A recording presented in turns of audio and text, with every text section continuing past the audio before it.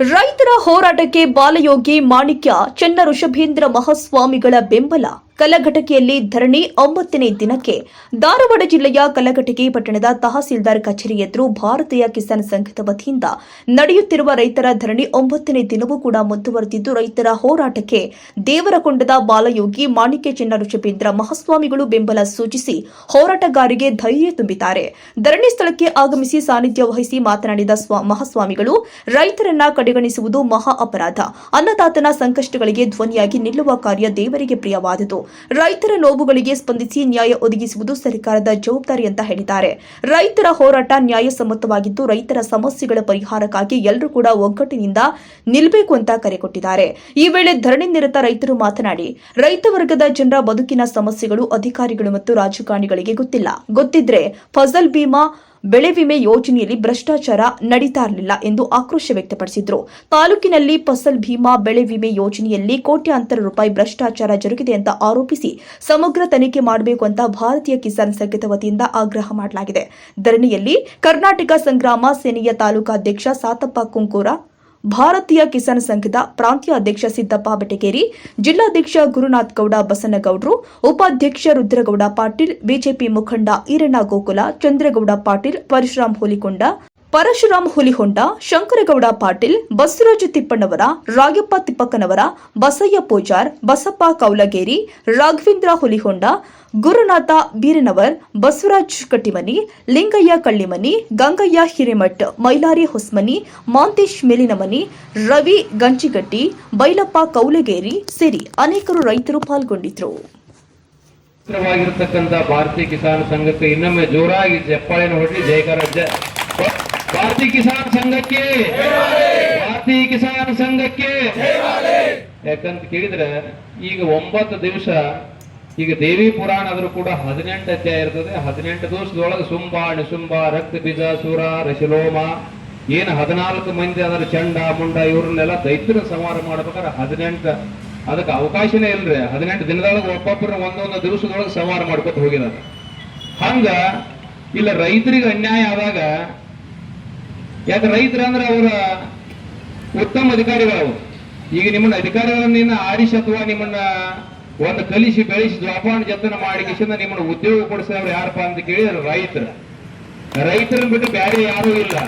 ನೀವೆಲ್ಲರೂ ಏನ 28 ಡಿಪಾರ್ಟ್ಮೆಂಟ್ ಅಧಿಕಾರಿಗಳಿರಲ್ಲ, 28 ಇಲಾಖೆಗಳ ಒಳಗೆ ನೀವೇನ ನೌಕರಿ ಮಾಡ್ತಿರಲ್ಲ, ನಿಮ್ಮೆಲ್ಲಾ ನೌಕರಿಗೆ ಕಾರಣ ಯಾರಪ್ಪ ಅಂತ ಕೇಳಿದ್ರ ರೈತ.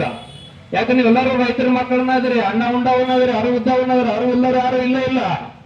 ಅರಿವಿದ್ದವ್ರು ಅದ್ರಿ ಅಂದಾಗ ನೀವು ಮರೆತು ಯಾಕೆ ಈ ಕೆಲಸ ಮಾಡ್ತೀರಿ? ಹೆಗ್ಗನದಂಗ ಎಲ್ಲ ನುಂಗುವಂತ ಕೆಲಸ ಮಾಡಕ್ ಹೋಗ್ಬೇಡ್ರಿ. ಯಾಕಂದ್ರೆ ಹೆಂಗಲ್ಲ ಮನೆಯೆಲ್ಲ ಸೋಸಿ ಗಾಡಿ ಕೇಳೋದಲ್ಲ ಅಂತ ಮನಿ ಮುಡಿ ಕೆಲಸ ಮಾಡ್ಬೇಡ್ರಿ. ರೈತರ ಮನಿ ಮುಡಿದ್ರೆ ರೈತರ ಮನಸ್ಸನ್ನು ತಮಗೆ ದೊಡ್ಡ ಪಾಪ ಜಮಾ ಆಗ್ತದೆ. ನಿಮಗ ಅನಂತ ದುಃಖ ನಿವೃತ್ತಿ, ಪರಮಾನಂದ ಪ್ರಾಪ್ತಿ, ಲಕ್ಷಣಾತ್ಮಕ ಮೋಕ್ಷ, ಸಹಜ ಜೀವನ ಮಾಡ್ಬೇಕಾದ್ರ ರೈತರ ಮನಸ್ಸನ್ನು ಒಮ್ಮೆ ಆತಂದ್ರ ನಿಮ್ಗೆಲ್ಲಾ ಪಾಪ ಜಮಾ ಆಗಿಬಿಡ್ತಾವ. ಪಾಪ ಜಮಾ ಆಯ್ತಂದ್ರೆ ನಿಮ್ಮ ಹ್ಯಾಂಡ್ರು, ಮಕ್ಕಳು, ಮೊಮ್ಮಕ್ಕಳು, ಗಿರಿಮಕ್ಕಳು, ಹಿರಿಮಕ್ಕಳಿಗೆ ಅವರು ಸಾಕಷ್ಟು ರೋಗ ರುಜಿನಾದಿಗಳು ಕಾಡ್ತಾವ. ಅವಾಗ ಏನ್ ಮಾಡೋರು ನೀವು? ಸಾಕಷ್ಟು ಹಾಕಿ ಕರ್ನಾಟಕ ಮಾತಾ ಹಾಕಿ.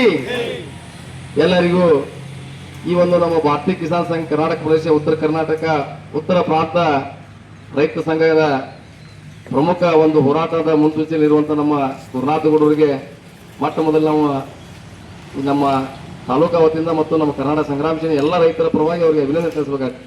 ಅದೇ ರೀತಿಯಾಗಿ ಇವತ್ತಿನ ಒಂದು 9ನೇ ದಿನ ಹೋರಾಟದ ದಿವ್ಯ ಸಾನ್ನಿಧ್ಯ ವಹಿಸಿರುವಂತಹ ನಮ್ಮ ಆತ್ಮೀಯ ಅಪ್ಪಾಜಿಯವರು ಕೂಡ ಈ ಕಾರ್ಯಕ್ರಮದ ಬಗ್ಗೆ ಅವರು ಪಾದಕ್ಕೆ ನನ್ನ ಪ್ರಾರ್ಥನೆ ನಮಸ್ಕರಿಸುತ್ತಾ, ಅದೇ ರೀತಿ ನನ್ನ ಆತ್ಮೀಯ ಮಿತ್ರ ಪತ್ರಿಕಾ ಬಳಗದ ಮಿತ್ರರೆಲ್ಲರಿಗೂ ಕೂಡ ನನ್ನ ಆತ್ಮ ಸಂತೋಷದಿಂದ ಎಲ್ಲರಿಗೂ ಸ್ವಾಗತವನ್ನು ಕೋರುತ್ತಾ, ಇವತ್ತ ಕಲಘಟಗಿಯಲ್ಲಿ ಈಗಾಗಲೇ ನಮ್ಮ ಚಂದ್ರಗೌಡರು ಹೇಳಿದರು ಹೋರಾಟ ಅಂದ್ರೆ ಯಾವ ರೀತಿ ಇರ್ಬೇಕಂತ ಹೇಳಿ.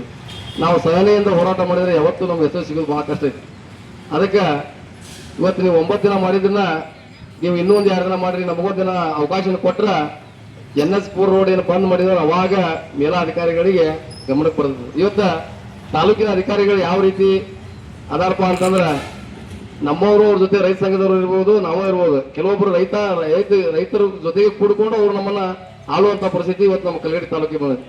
ಇವತ್ತ ಗೌಡ್ರು ಹೇಳ್ದಂಗೆ ನಮ್ಮ ತಪ್ಕೊಂಡಿ ಸರ್ಕಲ್ನಾಗ ಎಲ್ಲ ಕಡೆ ಈ ಪ್ರಧಾನಮಂತ್ರಿ ಫಸಲ್ ಬಿಮಾ ಯೋಜನೆ ಕಬ್ಬು ಇದ್ದವ್ರಿಗೆ ಜಮಾ ಆಗೈತಿ, ಅಡಿಕೆ ಇದ್ದವ್ರಿಗೆ ಜಮಾ ಐತಿ, ಎಲ್ಲಾರು ಜಮಾ ಐತಿ. ಅದ್ರ ಅರ್ಥ ಅವ್ರಿಗೆ ತೆಗೆದು ಕೊಟ್ರ ಈಗಾಗಲೇ ರೈತರು ನಾವು ಹೆಂಗದೀವಪ್ಪ ಅಂದ್ರೆ ಯಾರು ಒಂದು ಏನು ಹೇಳ್ತಾರ ಅಂದ್ರೆ ಗೌಡ್ರು ಹೇಳತ್ತಾರ, ಗೌಡ್ರ ಹಠ ಹೋರಾಟ ಮಾಡ್ತಾರ ಕೂಡ ನಮಗೇನು ಅವಶ್ಯಕತೆ ಇದೆ ಅನ್ನುವಂಥ ಭಾವನೆ ನಮ್ಮ ಕಲಘಟಕಿ ತಾಲೂಕಿಗೆ ಬಂದ್ಬಿಟ್ಟದೆ.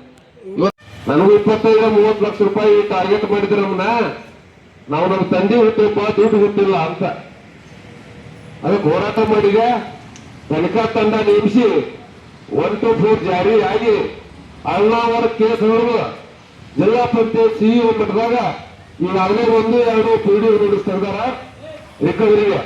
ಅಂದ್ರ ದಯನಿ ಅಂದ್ರ ಪುರಾಣಿ ಈಗ ಎಷ್ಟು ಮಂದಿ ನೀವು ಬೆಂಬಲ ಸೂಚಿಸ್ಬೇಕು ರೈತರಂದ್ರ ತಾಲೂಕಿನಾಗ ಒಂದು ಕ್ರಾಂತಿ ಆದ ಸಂದರ್ಭ ಬಂದರೂ ಬರಬಹುದು. ಯಾಕಂದ್ರ ರೈತರು ಎಲ್ಲಿ ಮಟ್ಟ ಸಮಾಧಾನ ಇರ್ತಾರಪ್ಪ ಅಂದ್ರೆ ಕುಟ್ಟಿದ್ದವ್ರ ಮಟ್ಟ ಸಮಾಧಾನ ಇರ್ತಾರೆ.